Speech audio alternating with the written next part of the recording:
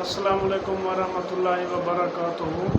حضرت علی المرتضیٰ نے زیاد ابن ابیہ کے نام خط لکھا اور آپ نے فرمایا کہ میانہ روی اختیار کرتے ہوئے فضول خرچی سے باز آؤ۔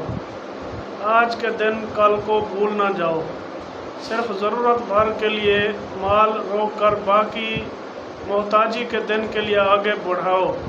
کیا تم یہ آس لگائے بیٹھے ہو کہ اللہ تمہیں عجز اور انکساری کرنے والوں کا اجر دے گا، حالانکہ تم اس کے نزدیک اللہ تعالیٰ کے نزدیک متکبروں میں سے ہو، اور یہ طمع لالچ رکھتے ہو کہ وہ خیرات کرنے والوں کا ثواب تمہارے لیے قرار دے گا، حالانکہ تم عشرت سامانیوں میں لوٹ رہے ہو اور بے کسوں اور بیواؤں کو محروم کر رکھا ہے۔